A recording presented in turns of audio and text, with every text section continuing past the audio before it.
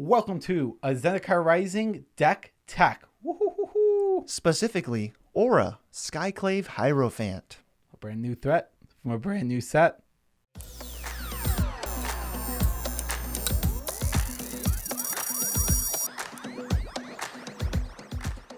I'm your host, Joe Cherries. I'm your host, Beezy, and that makes us the Nitpicking Nerds. You like deck techs? You like tier lists? You like top 10s? You like information above all else?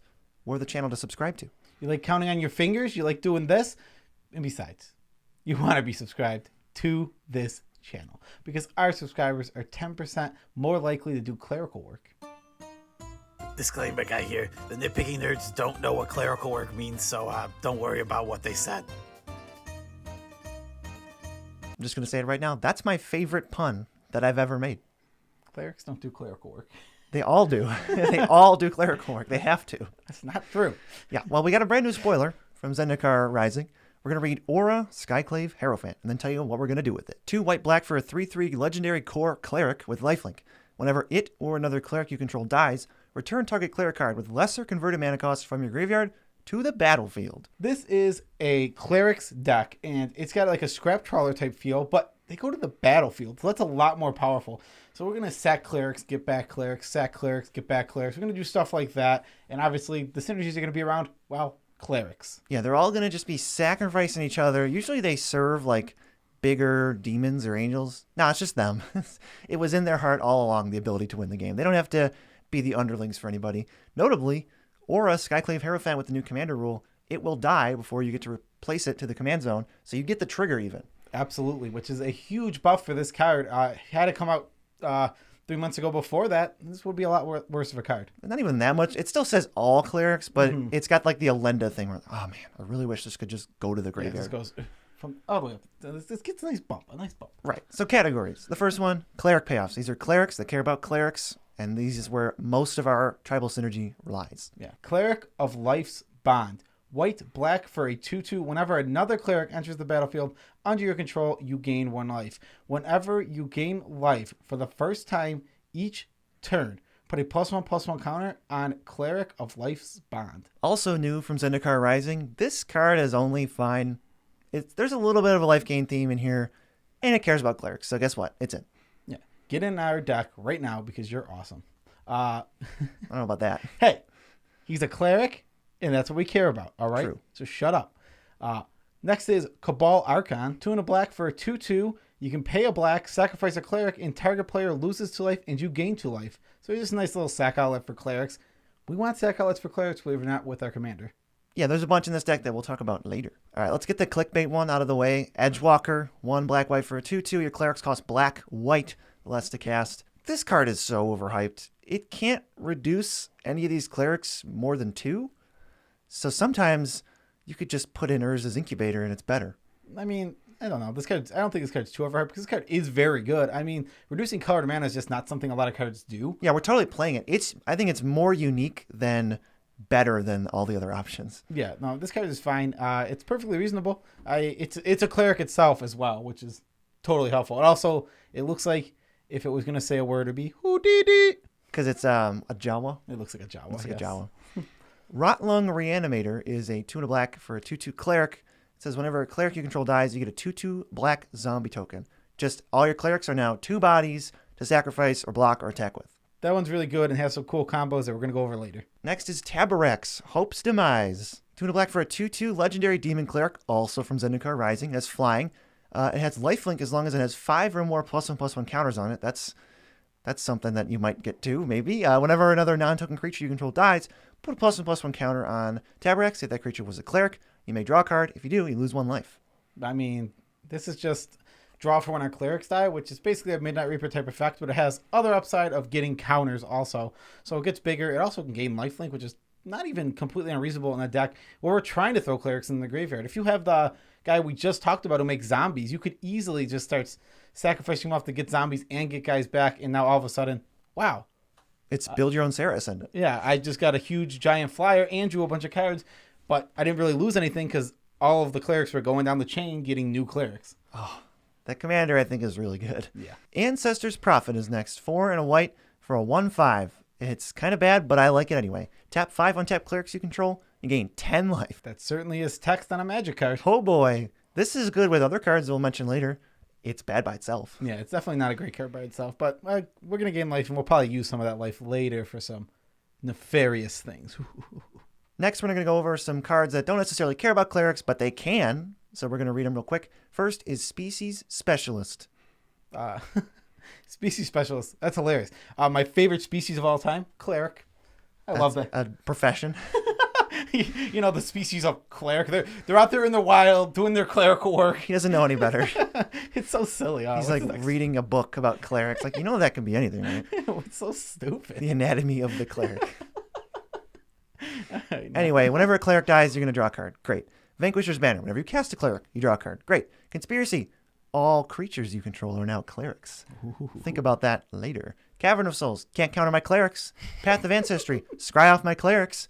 Starlit Sanctum lets you sacrifice clerics to either have someone lose life to its power or you gain life equal to its toughness. Yeah, so clerics. Yeah, that's land isn't even that good. It's just a free roll. Yeah, it will sacrifice clerics, I think. Clerics, yeah. I think that's what it does. Clerics. Clerical work. Anyway, we're going to get into value clerics. Are you sick of the word cleric yet? Does it sound like a word still? It's like when you say the word bowl over and over again. It just loses meaning. It just loses all meaning. Cleric. Cleric. First up is Dranith Healer. What? It's 1 and a white for a 2/2 human cleric. And you can cycle it for 1 colorless. Don't do anything else. You just, anytime this card is in your line, your field of vision, you cycle it for 1 mana and then forget about it. And later, with Orah's ability, it'll just come back for free. Yeah, exactly. It's just a guy to throw in your graveyard to get back. It's very simple. Next, a Sack Outlet. Actually, a really strong card. A card that has gone up in my books after seeing its standard and like knowing that this card gets card advantage. Actually, read it. Actually gets card advantage. Priest of the Forgotten Gods. It's 1 in the black for a 1/2. Tap it. Sacrifice 2 other creatures. Any number of players sacrifice a creature and lose 2 life. You get black mana and draw a card. 2 black mana and draw a card. This card's great. It like actual card advantage here. 4 for 2. Yeah, when you don't care about sacrificing those creatures, it's so strong. And when you put this card in the deck, obviously, you're not going to care. You're going to sacrifice 2 clerics, get back 2 different clerics, maybe even get zombies, maybe get like a Zulaport Cutthroat Trigger, and just go crazy. And then meanwhile, 3 people lose one of their creatures that they probably care about.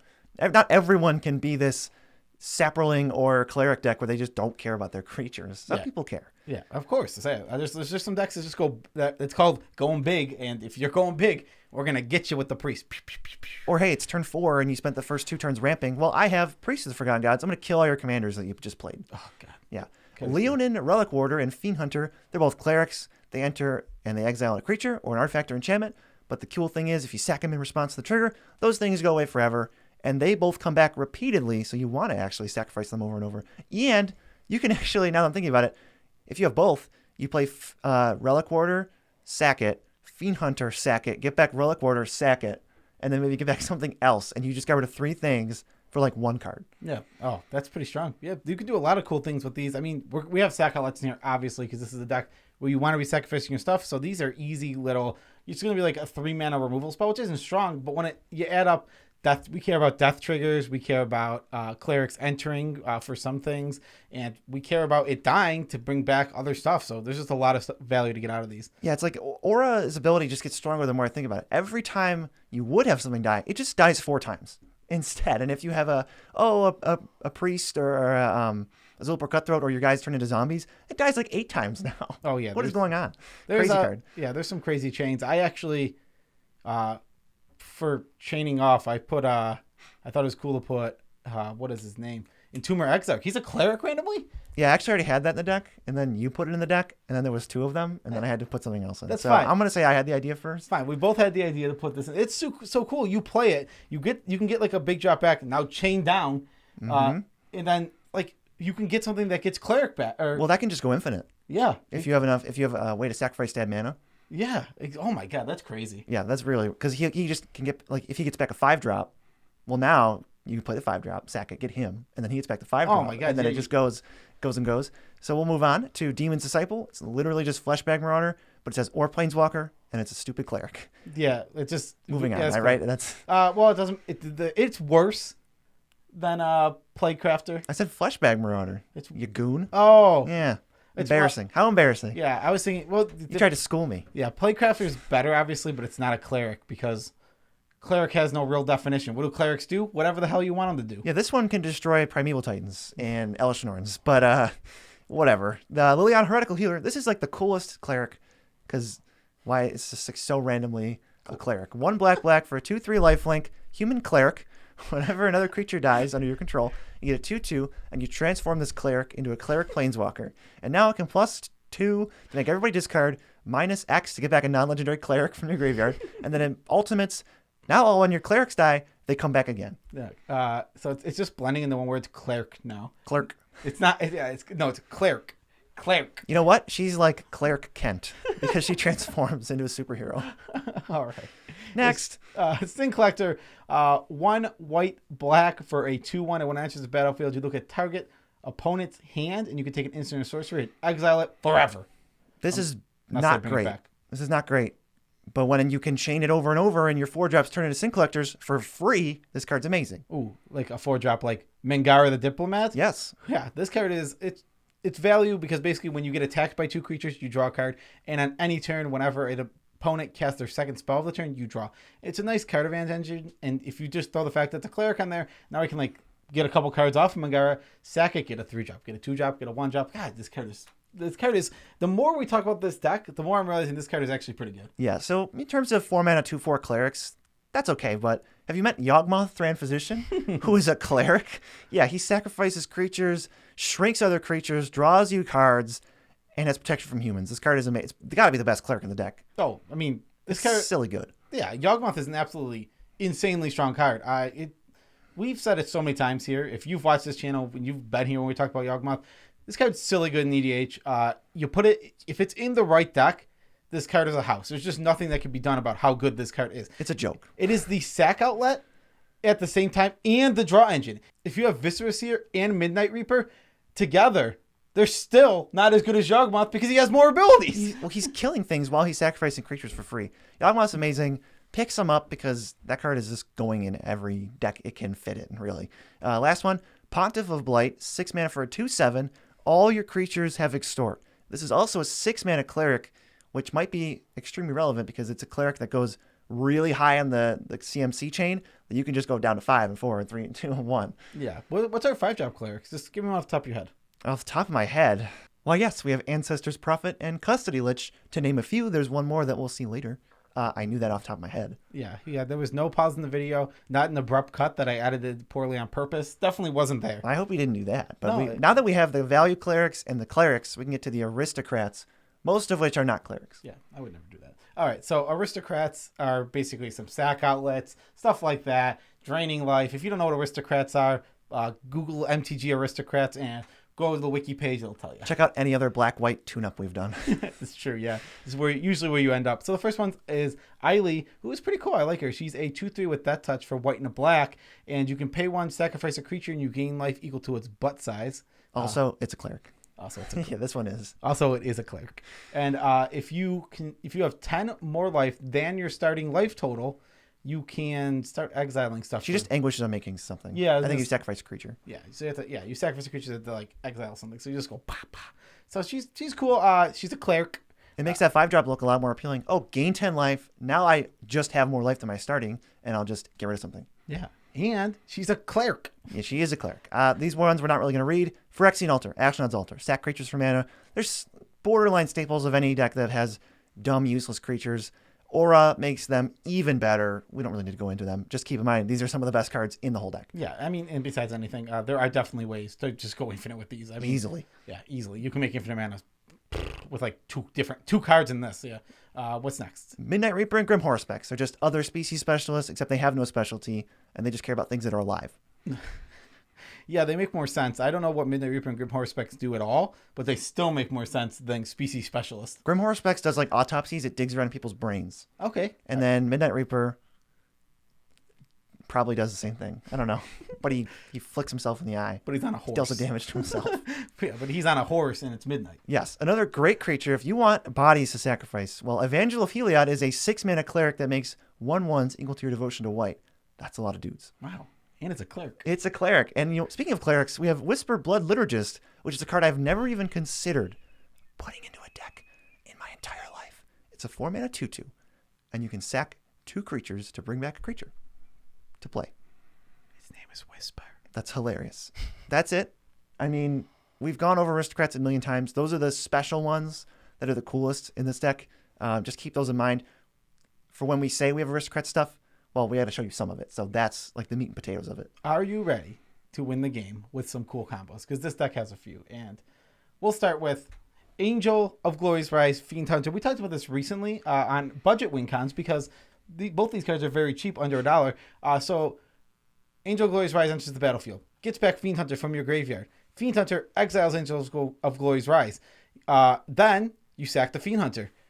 Fiend Hunter goes away. Angel of Glory's Rise re-enters. Do the same thing over and over again. Infinite death triggers.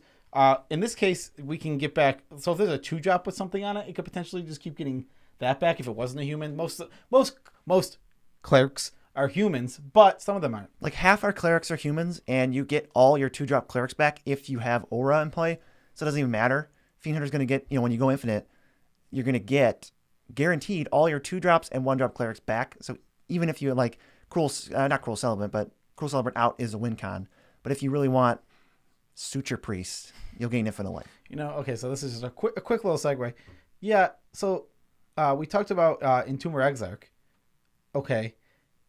His only creature type is Cleric. Yep. What is that? What is over there? It's a Cleric. Let's ask the species specialist. He would know. He would understand. Let me check my book. Yep, definitely a Cleric. You see he's doing clerical work. It has no creature. It has no discerning qualities other than its job. So stupid. No species to speak of. Just a Cleric running around. Definitely a Praetor. Yeah, these next 3-ish are more of critical mass kills. So we got Luminous Broodmoth. We literally love this card. Whenever a creature without flying dies, comes back with flying. I mean, this card's cool. I mean, besides anything, you got to get the Mothra promo. I'm sorry. I know it's more expensive. I don't care. It's so much cooler. Luminous Broodmoth even has good art, but have you seen Mothra? The Supersonic Queen? Yeah, without Mothra, a giant goofy moth flying around skyscrapers, I would think that Luminous Broodmoth's art is great. And we might even joke around that it's a cute moth, but it doesn't matter because Mothra exists. Luminous Broodmoth just makes the math crazy because you've got Orah in play, and you've got Luminous Broodmoth, and then let's say you have like a 4-drop Cleric. So you sack it, get a 3-drop, the 4-drop comes back. Sack the 3-drop, 3-drop comes back, get a 2-drop. Sack the 2-drop, the 1-drop comes back, you get the 2-drop back. And then you sack them all again, and it is ridiculous. Oh. You sack all of the little ones. It's like a Russian doll that just never stops because you sack all the little ones so that they lose flying and go back to the graveyard. And then the big one dies again with flying. It won't come back. And then the 3-drop comes back without flying. And then it dies. That is easily enough. Even if you have one rinky-dink payoff, you can probably win that way. Similar, Vito, Thorn of the Dusk Rose. He comes down. He's got the Cleric creature type. He's going to trigger everything we care about. But then he's just Sanguine Bond. So he's way cheaper. I think Sanguine Bond is terrible. This is like a cheap, playable, recurable Sanguine Bond. And then it can give all your creatures lifelink. But we can do stupid stuff like play our Archon, tap all our creatures, gain 20 life, sack them all, get them back, tap them all again, gain 20 life, and just kill somebody. Yeah, exactly. Vito, this Vito was one I might include. He is a Cleric. I'm pretty sure I included Vito. No, you did not. That is one I am 110% positive BC did not include Vito. There might be 2 Vitos in the deck. I don't know. We'll fix it for them. But lastly, Angel of Destiny. 3 white for a 2/6 Angel Cleric. Flying double strike. Whenever a creature you control deals combat damage to a player, you and that player each gain that much life. At the beginning of your end step, if you have 15 or more life than your starting life total, each player this creature attacked this turn loses the game. This card is so weird. So this can kind of just take out one person at a time if you really want to. It's also a 5-drop Cleric. I think this is a much more interesting and perhaps playable version of Felder's Haven. I understand that Felder's Haven might be better overall, maybe in some decks, but this is your end step first, so it's way easier to do. Right, if you give it haste, you can go for it. Yeah, even if you don't give it haste, I think this card is very interesting because it's extremely strange. You deal, if your opponent is at 10 and you attack for 10 and they don't block, they do die because the trigger goes on the stack for them to now gain life. Well, they take damage and then die. Yeah. Then the trigger doesn't resolve. Yeah, it's just weird. But the trigger would still go on the stack and then be removed. Right. I mean, I don't find that to be weird, but I know what you mean. If they're at 10 and you attack them for 5, they go to 10. Yeah. Right. But the joke is, tap my clerics, gain 10 life. someone just dies. And you can go, no one is ever going to spot remove your stupid Evangel of Heliod. It's just going to sit there and do nothing. End step, sack it, get back Angel of Destiny, attack you. You didn't see that coming, you lose. You didn't see that coming, you lose. Well, the player who did see it coming isn't going to lose. That's fair. And the very last one is a combo that's probably known for clerics for a long, long time. It's Conspiracy, name Cleric, and then you have the guy who, whenever a cleric dies, you get a 2/2 zombie. Now you sack any cleric, doesn't matter what it is. Actually, you sack any creature; they're all clerics. It dies, you get a 2/2 zombie. It's a zombie cleric, and then you do it over and over again. If you have any payoff in the world, you win. Even with your commander, it lets you get everything less than him that you might need. Oh, I got my cleric death payoff, so now I win. Yeah, exactly. So that's the deck. Those are the win cons. These are absolutely awesome. I really actually like this deck more talking about it. In building, I was like, whatever. But talking about it, it sounds a little cooler. Special shout outs to all of our patrons. We love you all as much as we can without making you uncomfortable, obviously, because we would never want to make you uncomfortable. Never. You can go to the link in the description, though. Check out this sweet deck list that looks worse until you start digging into it. Like with this deck tag, it's way cooler talking about it. Because at first I was like, Cruel Celebrant. How many times have I put Blood Artist into a deck? But this is way cooler than all those. Anyway, go where you want on the link from the deck list. Navigate, buy stuff. We get a kickback on the order. Helps out the channel. Yep. And if you can't get enough of me, and sometimes never busy. Never, sometimes. I stream on Twitch at 10 a.m. on weekdays, Eastern Standard Time. And I stream a lot of Magic Arena. I'm going to be doing Cube this week. And I also stream usually Saturday nights. Anything else? Oh, the tidbit. The Tinkerer's Cube. How have we liked the Tinkerer's Cube? Well, hold on. For those who don't know, it's going to take a little bit more than raw power to win at this cube. It's really all about synergy. No. Synergy decks are good and they get a boost because that's how it always works in any sort of draft. If your deck can synergize well, obviously you get more of a boost. But you can also just draft good stuff. There is enough. If you just get enough of the good bomb rares, which there's a ton of them, you could just have a good stuff deck. I mean, yeah, synergies are great and they help a lot, but it just doesn't matter sometimes. Because, you see, I've executed my synergy plan of casting Uro and the Great Henge. Yeah, exactly. It's like I cast Uro, and then 2 turns later, I got Uro back from the graveyard and got a ton of card advantage. Like, yeah, synergy. Yeah, Selvala, like every Planeswalker, it doesn't even matter really. Like, the Ajani one, it just poops out 2/2s. It doesn't, and then it gains life. So that's a self-contained card. Oh, Heliod. Okay, well, yeah, maybe he's better. He's obviously better with more life gain, but he feels himself. Yeah. And he's indestructible. Yeah, might as well just talk about the Tinker's. I had the most insane board state I've ever seen in any limited game.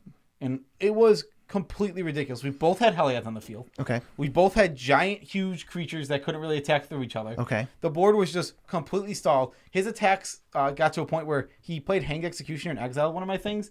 And then he was attacking with a 1/1 and giving it lifelink to put a counter on something else to stop me from attacking. It was, I can't even remember. I ended up winning because I drew Champion of Lambholt, which that card's insane, especially with Heliod. Synergy. Yeah, all the synergies. That card, you don't need energy synergy with that card. That card is stupid. You need creatures. That card is so good. Mm-hmm. I put, it just got up to 8 power. You couldn't block with anything. I killed him. Yep. It was, yeah. And we were both at 60 life. I forgot about that part. Right, and let's take the flip side. I got paired against Joe. And then I went turn 1 Stitcher Supplier, mill 3 creatures, turn 2 Fiend Artisan, the most synergy card ever, and then just bashed him for 10 twice, and he died. I mean, there was a tiny bit of synergy with Stitcher Supplier, but it didn't matter because Fiend Artisan was insane. I played a Mythic Rare 6/6 for 2 mana. That was, yeah. Yeah, I just lost to that. All right, well, that's the end of the video. Peace out, Tribe Scout.